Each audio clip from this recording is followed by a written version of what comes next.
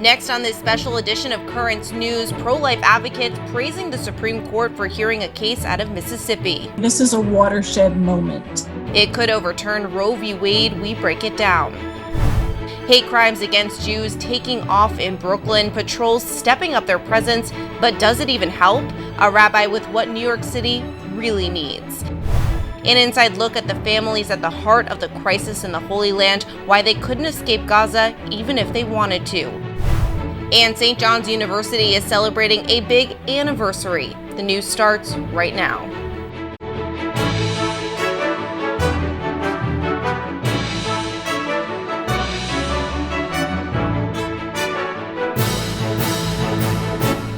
Welcome to this special edition of Currents News. I'm Emily Drewby. Christine is off. The Supreme Court has agreed to take a look at a Mississippi law that would ban abortions after 15 weeks. Right now, fetal viability estimates are recognized around 6 months, but depending on the court's ruling, that could change. Pro-life advocates are very hopeful.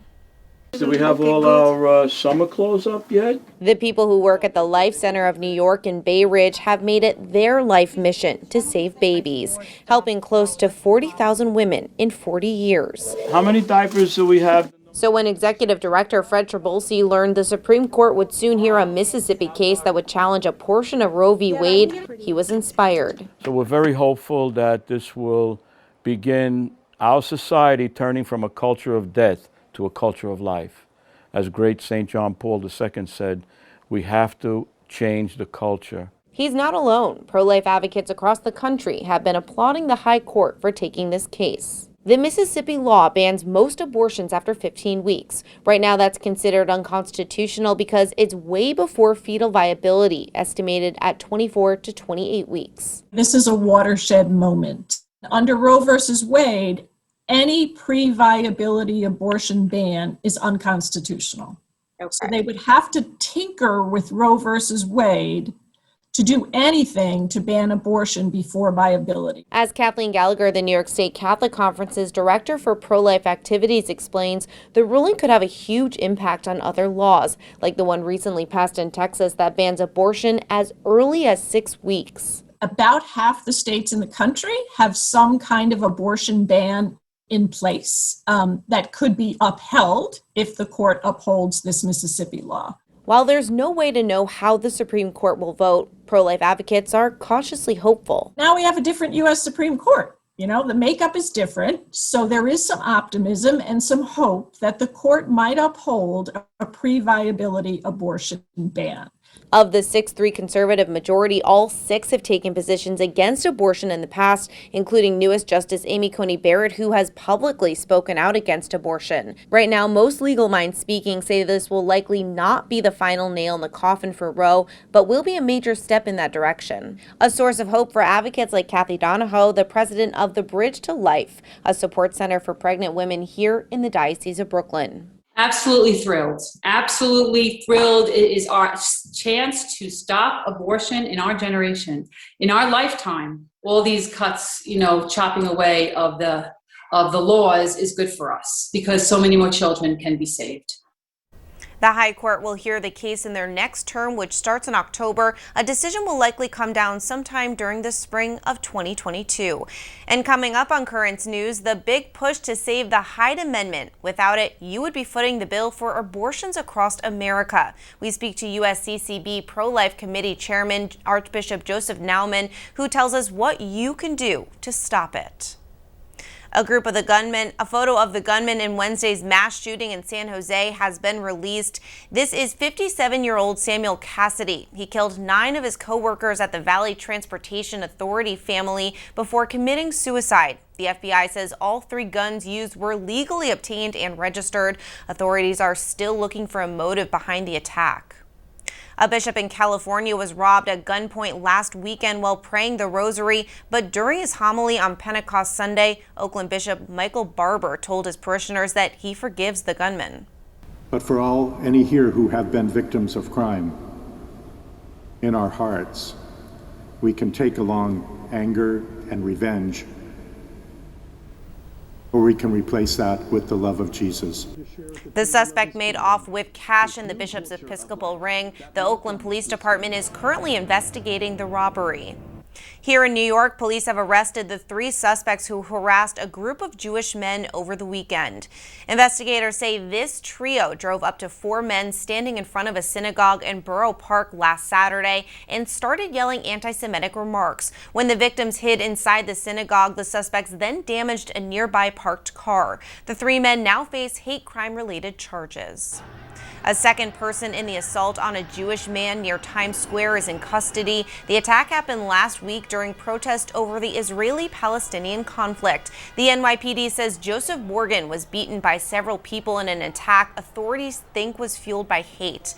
In response to the recent spike of anti-Semitic attacks, U.S. bishops released a statement saying, "We cannot remain silent when we witness our brothers and sisters suffering on account of being Jewish, and we will never tire of our commitment to decry every form of hatred, especially those formed in contempt of faith." The NYPD is stepping up patrols in Jewish communities. However, Rabbi Brad Hirschfield of the National Jewish Center for Learning and Leadership says that won't be enough. This is not going to be solved by a few extra police cars. The Lord knows plenty of places need them. This is only going to be solved when people stop practicing ancient hatreds as part of the justification for their current politics. The increased patrols come as cell phone video shows a man hurling anti-Semitic insults at a group of Jewish men in Sheepshead Bay. Police say the suspect punched a 67-year-old man in the face. He's charged with assault, but the Hate Crimes Task Force is investigating. And from the streets of New York to the epicenter of the violence between Israel and Hamas, Gaza. The future remains bleak for the people there, despite promises from the U.S. to help them rebuild homes and businesses. Currents News' Jessica Easthope explains they have little hope to escape because of politics and blockades. Gaza, this narrow strip of land on the Mediterranean, home to 2 million people, has been under an Israeli-Egyptian blockade since Hamas took over in 2007. Among other things, the blockade was intended to isolate Hamas and prevent the militants from smuggling in arms. But since then, Hamas and other groups have been able to manufacture and launch tens of thousands of rockets into Israel. And Hamas, 14 years later, is still firmly in control. In Khan Yunis, residents queue for food donated by Egypt, Qatar, and Malaysia. About half the population is dependent on food aid. Unemployment is almost 50%. And for many, leaving Gaza or traveling anywhere has been impossible. No travel. Everyone has the same answer. No. Never. Like the others, Raida says she has never stepped foot outside Gaza, never been on a plane or a train. Gaza is hemmed in by Israel to the north and east, Egypt to the south. Israel and Egypt allow a limited amount of goods strictly controlled into Gaza, but exporting is difficult. For the people here, whether they support Hamas or not, and many don't, they are all serving the same sentence, says analyst Khaimer Abu Saada. Gaza has become the biggest open-air prison on the face of earth. If the blockade is not lifted, this may be the closest to flying some of these children will ever be. Jessica Easthope, Currents News. There's a lot more news headed your way. The fight for life. U.S. bishops are working to defend the Hyde Amendment. Archbishop Joseph Naumann joins us with the details. Plus, St. John's has grown from a one-room farmhouse to a huge university. We look back at its century and a half of history on a milestone anniversary. Plus, how teens in New York could receive a full ride to college simply by rolling up their sleeves. All that and more coming up. There are now some big changes to the Tablet website. You can get personalized access to the Catholic news you value. Sign up for free at thetablet.org.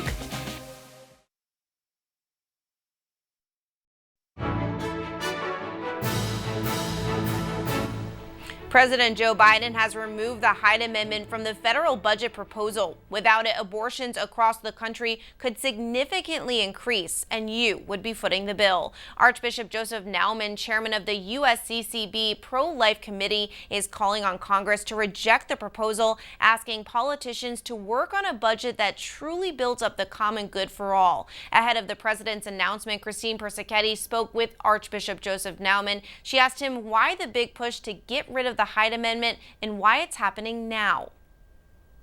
You know, there's a shift that's happened in the abortion debate, and I trace it back actually to the Affordable Care Act, where there was an effort to define abortion as health care. And that was a very, very tragic effort on their part. And once you define it as health care, they're no longer, if people are paying attention, they're not talking about choice anymore. They're talking about imposing abortion on everyone. Everyone has to cooperate. If it's true healthcare, but it's not healthcare. Healthcare doesn't destroy life. Healthcare doesn't harm the child and the woman. And so but that's, I think, where it stems from, this effort now to say, not that abortion should be tolerated, it should be permitted, but now they want to coerce everybody to be part of it. Yeah, and now the USCCB is urging Catholics to sign a petition. Tell us about the petition and what you hope it will accomplish.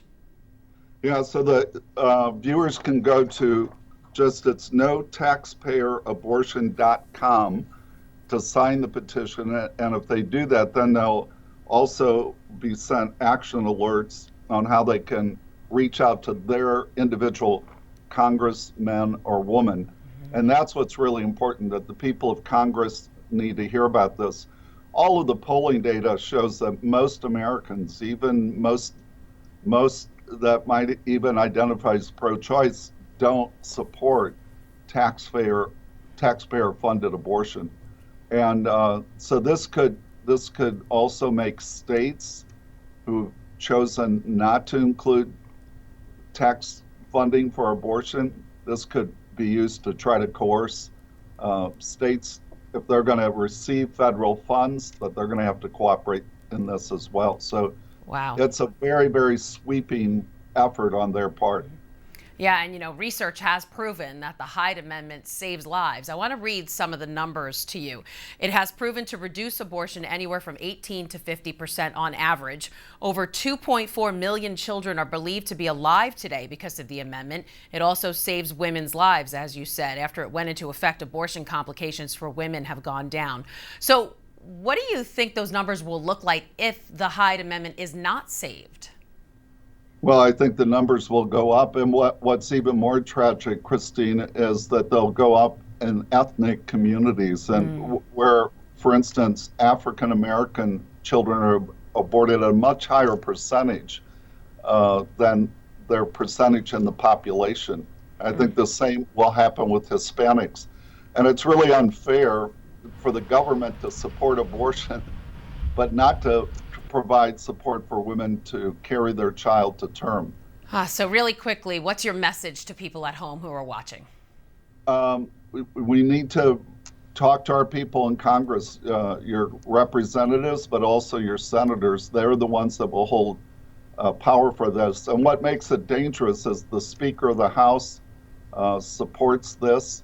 The president, even though he had historically supported the Hyde Amendment during the campaign to gain support within his own party, he dropped that.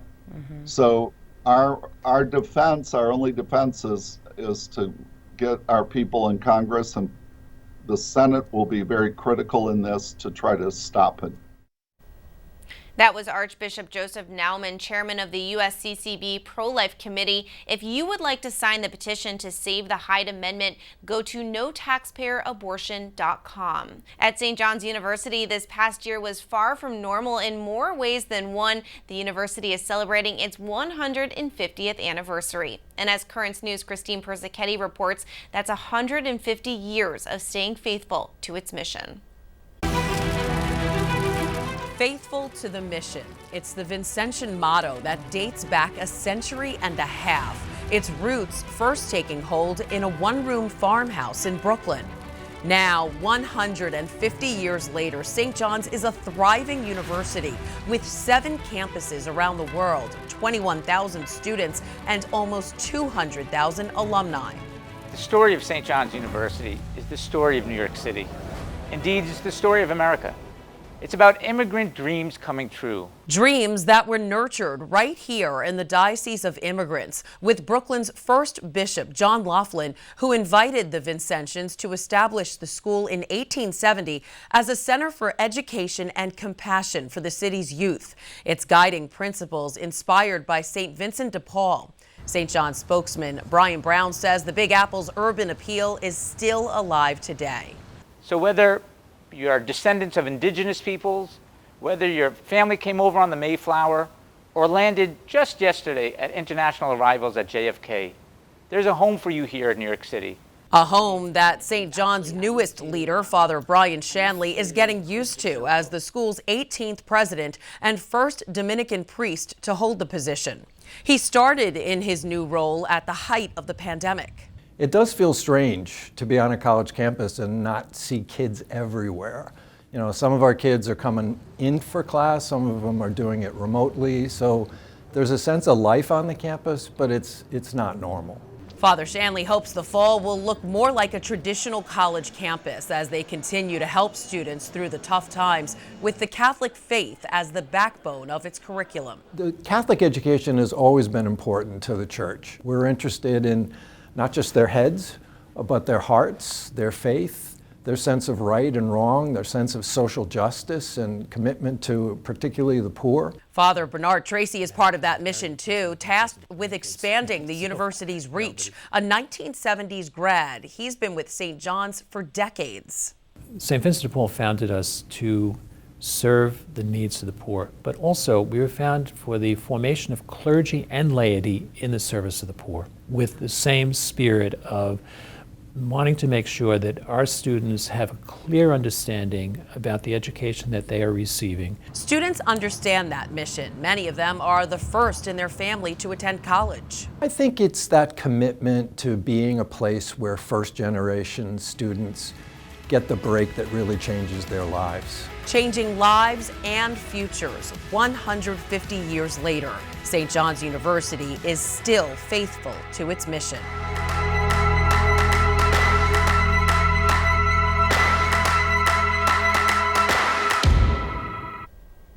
That was Christine Persichetti reporting. Meanwhile, New York City is offering a ton of incentives for people to get their shot. And the latest one is a big one: free college tuition.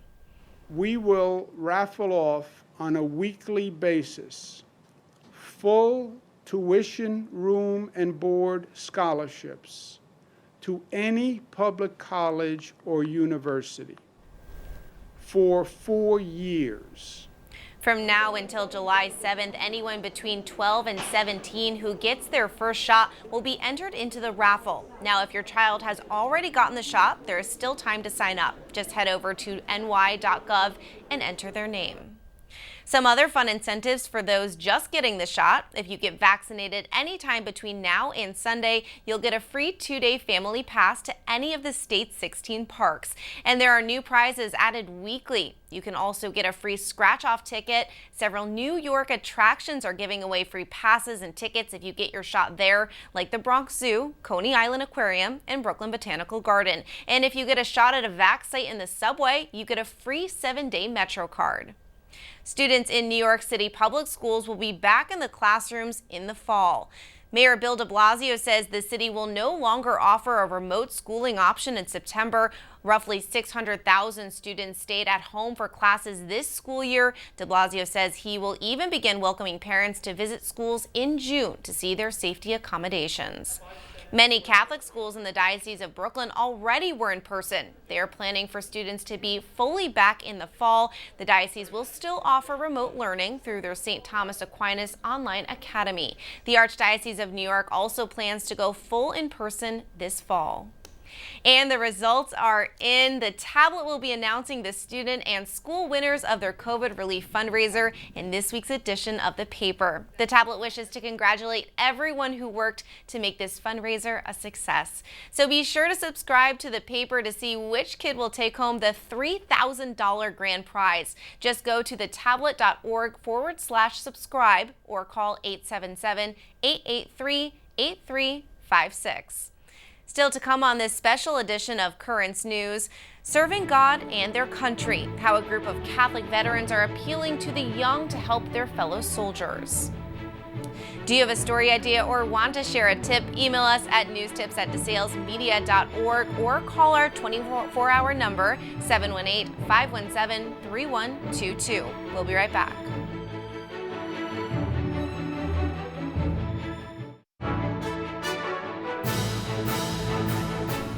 Catholic war veterans are upping their recruitment efforts. They want to ensure they can continue helping fellow veterans well into the future. I spoke with them at their base in Belrose, Queens, as they carry on with their important work.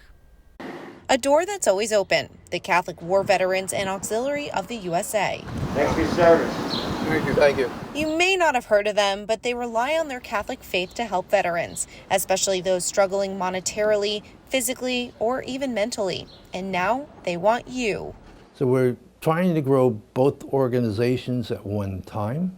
The group is recruiting for their two divisions. There's one for veterans and for family. It's needed. National Commander David Crum says 20 years ago, they had over 250,000 members. Now we're about 8,000 combined. They've seen a large loss of members. This year, about 100 national members passed away. The Department of Defense estimates only 1% of Americans have served or are serving in the military, and only 25% of them are Catholic. The Immaculate Conception Church, Astoria Post 1, is where Monsignor Higgins founded the organization in 1935. The group started in the Diocese of Brooklyn by Monsignor Edward Higgins, with the first members coming from his parish, Immaculate Conception Church in Astoria. 86 years later, the headquarters is now in Belrose, Queens, a space filled with treasure. This is a relic from Saint Sebastian. But the greatest treasure is what they do for others, providing funerals for impoverished veterans, helping deal with the notoriously difficult VA, and providing a safe space to talk and be heard, crucial for those who are struggling mentally, watching their sicks. Again, the comradeship. Hey, I went through that. It'll pass. Maybe I went to therapy. Maybe you should go to therapy because it helped me. It will help you. So that's the things we have to put out there. While members must be Catholic, they help everyone. We don't care what military branch you were in, what religion you are. But in order to continue this important work, they need new and young blood. Now, they're doubling down their recruitment efforts, using targeted mailings, events outside of churches, and even working with bishops across the state, so they can continue to fight for God and for country. The veterans are holding their national convention for members this August in Astoria. For more information, or if you or anyone you know would like to join, just go to wp2.cwv.org. And that is it for this special edition of Currents News. I'm Emily Drewby. Thank you for joining us, because we are putting your faith in the news. On this Memorial Day weekend, we would like to leave you with a special tribute to the brave men and women who made the ultimate sacrifice. Thank you for your service. We hope to see you again next time.